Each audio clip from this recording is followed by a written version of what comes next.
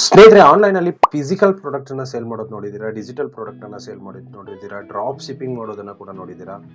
So ಇವತ್ತಿನ ಈ ವಿಡಿಯೋದಲ್ಲಿ ನಾನು ಏನಂತಂದರೆ ನಿಮಗೆ ಒಂದೇ ಸಾರಿ ಕ್ರಿಯೇಟ್ ಮಾಡೋದು ಅಂತ ಪ್ರಾಡಕ್ಟ್ಗಳನ್ನು. ಸೊ ಒಂದು ಸಾರಿ ಕ್ರಿಯೇಟ್ ಮಾಡಿಬಿಟ್ಟು ಅದನ್ನು ನೀವು ಮಲ್ಟಿಪಲ್ ನಿಮ್ಮ ಒಂದು ಆಡಿಯನ್ಸ್ಗೆ ನೀವು ಅದನ್ನು ಸೇಲ್ ಮಾಡ್ಬೋದು. ಸೊ ಆ ಥರ ಪ್ರಾಡಕ್ಟ್ಸ್ಗಳ ಬಗ್ಗೆ ನಾನು ಇವತ್ತಿನ ಈ ವಿಡಿಯೋದಲ್ಲಿ ನಿಮಗೆ ಹೇಳ್ಕೊಡ್ತಾ ಇದ್ದೀನಿ. ಸೊ ಸಿಂಪಲ್, ನೀವು ಒಂದು ಸಾರಿ ಎಫರ್ಟ್ ಹಾಕ್ಬಿಟ್ಟು ಈಸಿಯಾಗಿ ಕ್ರಿಯೇಟ್ ಮಾಡಿಕೊಂಡು ಒಂದು ಸಾರಿ ಸೇವ್ ಮಾಡಿಬಿಟ್ಟು ಅದಕ್ಕಿಂತ ಒಂದು ವೆಬ್ಸೈಟ್ ಕ್ರಿಯೇಟ್ ಮಾಡಿಕೊಂಡು ನೀವು ಸೆಲ್ಲಿಂಗನ್ನು ಶುರು ಮಾಡಿದ್ರೆ ಅಂತಂದರೆ ಸಾಕು. ನಿಮಗೆ ಏನಂತಂದರೆ ಅದರಿಂದ ನೀವು ಒಂದು ಸಾರಿ ಎಫರ್ಟ್ ಹಾಕಬೇಕಾಗತ್ತೆ ಅಷ್ಟೇ. ಸೊ ತುಂಬ ಜನ ಇದ್ದಾರೆ. ಸೊ ಇದಕ್ಕೆಲ್ಲ ಡಿಜಿಟಲ್ ಪ್ರಾಡಕ್ಟ್ ಅಂತ ಹೇಳ್ತಾರೆ, ನಿಮಗೆ ಗೊತ್ತಿರೋಂಥ ವಿಚಾರನೇ. ಸೊ ಏನಂತಂದರೆ ತುಂಬ ಜನ ಇದ್ದಾರೆ, ಈ ಡಿಜಿಟಲ್ ಪ್ರಾಡಕ್ಟ್ಸಿಂದಾನೇ ತುಂಬ ಒಂದು ಒಳ್ಳೆ ಒಂದು ದುಡ್ಡನ್ನು ಅರ್ನ್ ಮಾಡ್ತಿದ್ದಾರೆ. ಸೊ ಇದೇನಂತಂದರೆ ಒಂದು ಟ್ರೆಂಡಿಂಗ್ ಪ್ರಾಡಕ್ಟ್ಸ್ಗಳು ಇರಬೇಕಾಗತ್ತೆ. ಅಂತಂದರೆ ಡಿಜಿಟಲ್ ಪ್ರಾಡಕ್ಟ್ಸಲ್ಲೂ ಕೂಡ ಟ್ರೆಂಡಿಂಗ್ ಪ್ರಾಡಕ್ಟ್ಸ್ ಬರುತ್ತೆ. ಸೊ ನಿಮಗೆ ಗೊತ್ತಿರೋಂಥ ವಿಚಾರನೇ. ಸೊ ನೀವು ಡ್ರಾಪ್ ಶಿಪ್ಪಿಂಗ್ ಮಾಡ್ತಿದ್ದೀರಾ ಅಂತಂದರೆ ಅದ್ರ ಪಾಡಿಗೆ ಅದನ್ನು ನಡೀಲಿ, ನೀವು ಇದನ್ನು ಕೂಡ ಏನಪ್ಪ ಅಂತಂದರೆ ಮಾಡ್ಬೋದು. ಸೊ ಇದರಲ್ಲಿ ನಾನು ಕೆಲವೊಂದು ಪ್ರಾಡಕ್ಟ್ಗಳ ಲಿಸ್ಟ್ಗಳನ್ನು ನಾನು ನಿಮಗೆ ಹೇಳ್ತೀನಿ. ಸೊ ಆ ಲಿಸ್ಟ್ಗಳ ಪ್ರಕಾರ ನೀವು ಡಿಜಿಟಲ್ ಪ್ರಾಡಕ್ಟ್ಸ್ಗಳನ್ನು ಕ್ರಿಯೇಟ್ ಮಾಡಿಕೊಂಡು ಒಂದು ಸಾರಿ ಕ್ರಿಯೇಟ್ ಮಾಡಿಕೊಂಡು ಸೆಲ್ಗೆ ಬಿಟ್ರಿ ಅಂತಂದರೆ ಅಷ್ಟೋ ಇಷ್ಟೋ ದುಡ್ಡನ್ನು ಅದ್ರ ಜೊತೆಗೇ ನೀವು ಇದನ್ನು ಕೂಡ ಅರ್ನ್ ಮಾಡ್ಬೋದು. ಸೊ ಒಂದು ಡಿಜಿಟಲ್ ಪ್ರಾಡಕ್ಟ್ ಕ್ರಿಯೇಟ್ ಮಾಡ್ಕೊಳ್ಳೋಣ. ಸೊ ಕ್ರಿಯೇಟ್ ಮಾಡ್ಕೊಳ್ಳೋದಕ್ಕೆ ಯಾವ್ಯಾವ ಸ್ಟೆಪ್ಸ್ ಇರುತ್ತೆ, ಅದೇ ರೀತಿ ಯಾವ್ಯಾವ ರೀತಿಯಲ್ಲಿ ನಾವು ಯಾವ್ಯಾವ ಪ್ರಾಡಕ್ಟನ್ನು ಕ್ರಿಯೇಟ್ ಮಾಡ್ಬೋದು. ಸೊ ಇವಾಗ ಕ್ರಿಯೇಟ್ ಏನೋ ಮಾಡ್ತೀವಿ ಅಂದ್ಕೊಳ್ಳಿ, ಫಸ್ಟು ಬೇಕಂತಂದರೆ ವೆಬ್ಸೈಟ್ ಬೇಕಾಗುತ್ತೆ. ಸೊ ಇ ಕಾಮರ್ಸ್ ವೆಬ್ಸೈಟ್ ಬೇಕಾಗುತ್ತೆ. ಆ ಇ ಕಾಮರ್ಸ್ ವೆಬ್ಸೈಟನ್ನು ನೀವು ಈಸಿಯಾಗಿ ವರ್ಡ್ ಪ್ರೆಸ್ ಮತ್ತು ಕಾಮರ್ಸನ್ನು ಯೂಸ್ ಮಾಡ್ಕೊಂಡು ಕ್ರಿಯೇಟ್ ಮಾಡ್ಕೋಬೋದು. ಸೊ ವೆಬ್ಸೈಟನ್ನು ಕ್ರಿಯೇಟ್ ಮಾಡಬೇಕಂತಂದರೆ ಹೋಸ್ಟಿಂಗ್ ಮತ್ತು ಡೊಮೇನ್ ತುಂಬ ಇಂಪಾರ್ಟೆಂಟ್ ಆಗುತ್ತೆ. ಸೊ ಹೋಸ್ಟಿಂಗ್ ಮತ್ತು ಡೊಮೇನ್ ನಿಮಗೆ ಬೆಸ್ಟ್ ಆಫರಲ್ಲಿ ನಾನು ನಿಮಗೆ ಕೊಡಿಸ್ತೀನಿ. ಡಿಸ್ಕ್ರಿಪ್ಷನಲ್ಲಿ ಲಿಂಕ್ ಸಿಗುತ್ತೆ. ಆ ಲಿಂಕ್ ಮುಖಾಂತರ ಹೋದ್ರಿ ಅಂತಂದರೆ ನಿಮಗೆ ಒಂದು ಒಳ್ಳೆ ಆಫರಲ್ಲಿ ನಿಮಗೆ ಹೋಸ್ಟಿಂಗ್ ಮತ್ತು ಡೊಮೇನ್ ಏನಂದರೆ ಫ್ರೀಯಾಗಿ ಸಿಗುತ್ತೆ. ಹೋಸ್ಟಿಂಗ್ ಮಾತ್ರ ಪರ್ಚೇಸ್ ನೀವು ಮಾಡಬೇಕಾಗತ್ತೆ. ಸೊ ಪರ್ಚೇಸ್ ಮಾಡಿಕೊಂಡು ವರ್ಡ್ ಪ್ರೆಸ್ ಇನ್ಸ್ಟಾಲ್ ಮಾಡಿಕೊಂಡು ಕಾಮರ್ಸಿಂದ ನೀವು ಇ ಕಾಮರ್ಸ್ ಸ್ಟೋರನ್ನು ರೆಡಿ ಮಾಡ್ಕೋಬೋದು. ಸೊ ಅದಕ್ಕೆ ಪೇಮೆಂಟ್ಸು ಅದು ಇದೆಲ್ಲ ಬರುತ್ತೆ. ಒಂದು ಇ ಕಾಮರ್ಸ್ ವೆಬ್ಸೈಟ್ ನಿಮಗೆ ಆಲ್ರೆಡಿ ನಾನು ಕ್ರಿಯೇಟ್ ಮಾಡಿಬಿಟ್ಟು ವಿಡಿಯೋ ಇದೆ, ಬೇಕಾದರೆ ವಿಡಿಯೋನ ನೀವು ಹೋಗ್ಬಿಟ್ಟು ನೋಡ್ಬೋದು. ಸೊ ಹಾಗಂತಂದರೆ ಕೆಲವೊಂದು ಟೈಪ್ಸ್ಗಳನ್ನು ಹೇಳ್ತಾ ಹೋಗ್ತೀನಿ. ಸೊ ನಿಮ್ಮ ಇಂಟ್ರೆಸ್ಟ್ ಬೇಸಿಸ್ ಮೇಲೆ ನೀವು ಪ್ರಾಡಕ್ಟ್ಗಳನ್ನು ಕ್ರಿಯೇಟ್ ಮಾಡ್ಕೋಬೋದು. ಫಸ್ಟ್ ಬರೋದೇನಪ್ಪ ಅಂತಂದರೆ educational and knowledge based product. So first ಬರೋದೇನಂತಂದರೆ ಆನ್ಲೈನ್ ಕೋರ್ಸಸ್. ಸೊ ನಿಮಗೆ ಸ್ಕಿಲ್ಸ್ ಇತ್ತು ಅಂತಂದರೆ ನೀವು ಆನ್ಲೈನ್ ಕೋರ್ಸಸನ್ನು ಕ್ರಿಯೇಟ್ ಮಾಡ್ಕೋಬೋದು. ಫಾರ್ ಎಕ್ಸಾಂಪಲ್ ಕೋಡಿಂಗ್ ಆಗಿರ್ಬೋದು, ಇಲ್ಲ ಡಿಜಿಟಲ್ ಮಾರ್ಕೆಟಿಂಗ್ ಆಗಿರ್ಬೋದು, ಡ್ರಾಪ್ ಶಿಪ್ಪಿಂಗ್ ಆಗಿರ್ಬೋದು, ಯೂಟ್ಯೂಬ್ ಆಗಿರ್ಬೋದು, ಬ್ಲಾಗಿಂಗ್ ಆಗಿರ್ಬೋದು. ಸೊ ಈ ಒಂದು ಇದರಲ್ಲಿ ನಿಮಗೇನಾದರೂ ನಾಲೆಡ್ಜ್ ಇತ್ತಪ್ಪ ಅಂತಂದರೆ ನೀವು ಈಸಿಯಾಗಿ ಕೋರ್ಸನ್ನು ಕ್ರಿಯೇಟ್ ಮಾಡ್ಬೋದು. ಸೊ ಕೋರ್ಸನ್ನು ಕ್ರಿಯೇಟ್ ಮಾಡಿಕೊಂಡು ಆನ್ಲೈನಲ್ಲಿ ಸೆಲ್ ಮಾಡ್ಬೋದು. ನೆಕ್ಸ್ಟ್ ಬರೋದು ಇ ಬುಕ್ಸ್ ಕೂಡ ನೀವು ಸೆಲ್ ಮಾಡ್ಕೋಬೋದು. ಸೊ ಇ ಬುಕ್ಸ್ ಇವಾಗಂತೂ ಕ್ರಿಯೇಟ್ ಮಾಡೋದು ತುಂಬ ಅಂದರೆ ತುಂಬ ಈಸಿ. ಯಾಕಂತಂದರೆ AI ಬಂದಿದೆ.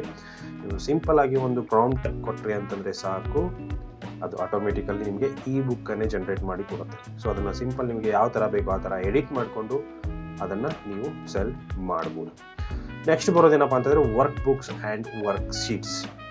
ಇದೇನಂತಂದರೆ ಫಾರ್ ಎಕ್ಸಾಂಪಲ್ ನಾನು ನಿಮಗೆ ಹೇಳ್ತೀನಿ, 30 days fitness challenge workbook. So simple ಅದರಲ್ಲೇ ಬರೆದಿದ್ದಾರೆ 30 ದಿನಗಳವರೆಗೂ ಫಿಟ್ನೆಸ್ ಚಾಲೆಂಜ್ಗೆ ಒಂದು ಇದು ವರ್ಕ್ ಬುಕ್ ಅಂತ.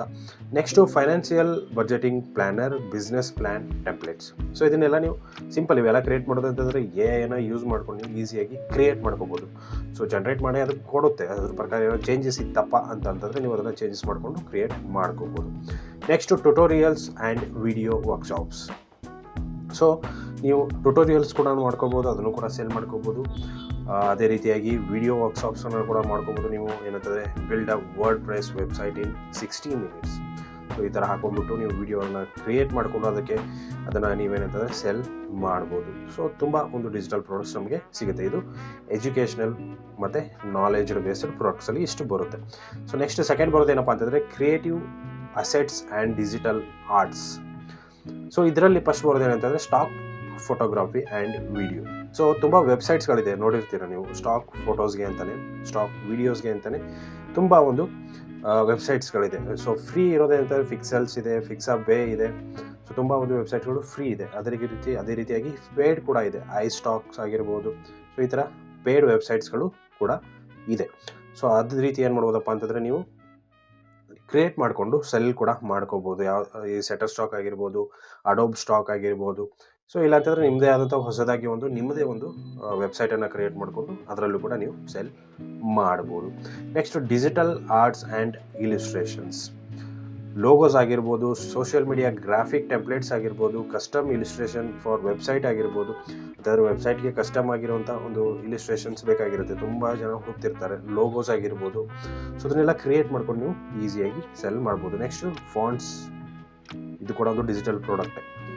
ನಿಮಗೆ ಫಾಂಟ್ಸನ್ನು ಡಿಸೈನ್ ಮಾಡುವಂಥ ಒಂದು ಸ್ಕಿಲ್ ಇತ್ತು ಅಂತಂದರೆ, ಸೊ ಅದನ್ನು ನೀವು ಈಸಿಯಾಗಿ ಕ್ರಿಯೇಟ್ ಮಾಡಿಕೊಂಡು ಸೆಲ್ ಮಾಡ್ಬೋದು.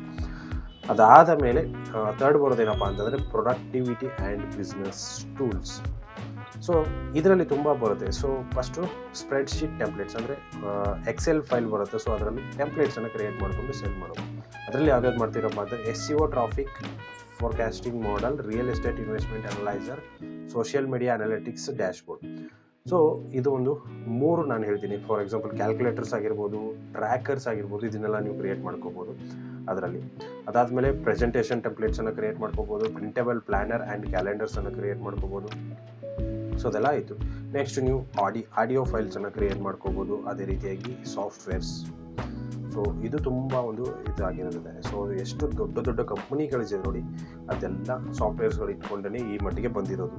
ಫಾರ್ ಎಕ್ಸಾಂಪಲ್ ಹೇಳ್ಬೇಕಂತಂದರೆ ಮೈಕ್ರೋಸಾಫ್ಟ್ ಅವ್ರದ್ದೊಂದು ಪ್ರಾಡಕ್ಟ್ ಇದೆ, ಡಿಜಿಟಲ್ ಪ್ರಾಡಕ್ಟೇ, ಅದನ್ನು ಎಲ್ರಿಗೂ ಗೊತ್ತಿರೋಂಥ ವಿಚಾರನೇ ಮೈಕ್ರೋಸಾಫ್ಟ್.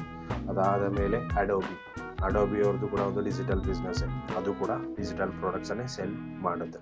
ಸೊ ಈ ಥರ ನೀವು ಏನಪ್ಪ ಅಂತಂದರೆ ವೆಬ್ಸೈಟ್ ಥೀಮ್ಸ್ ಆಗಿರ್ಬೋದು, ಚಿಕ್ಕ ಚಿಕ್ಕ ಪ್ಲಗಿನ್ಸ್ಗಳಾಗಿರ್ಬೋದು, ಅದೇ ರೀತಿ ಮೊಬೈಲ್ ಆ್ಯಪ್ಸ್ಗಳ ಟೆಂಪ್ಲೇಟ್ಸ್ ಆಗಿರ್ಬೋದು, ನೀವು ಇದನ್ನೆಲ್ಲ ಮಾಡ್ಬೋದು.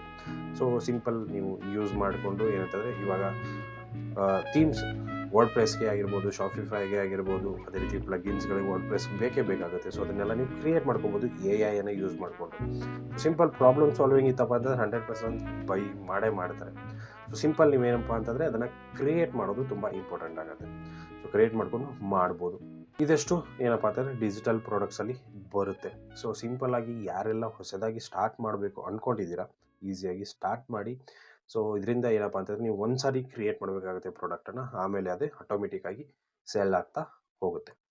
ಸೊ ಸಿಂಪಲ್ ಇಷ್ಟು ಇವತ್ತಿನ ವಿಡಿಯೋ ಸ್ನೇಹಿತರೆ. ವಿಡಿಯೋ ಇಷ್ಟ ಆಗಿದೆ ಅಂದ್ಕೊಂಡಿದ್ದೀನಿ. ಇಷ್ಟ ಆಗಿದ್ದರೆ ಲೈಕ್ ಮಾಡಿ, ಶೇರ್ ಮಾಡಿ, ಸಬ್ಸ್ಕ್ರೈಬ್ ಮಾಡೋದನ್ನು ಮರಿಬೇಡಿ. Thank you so much.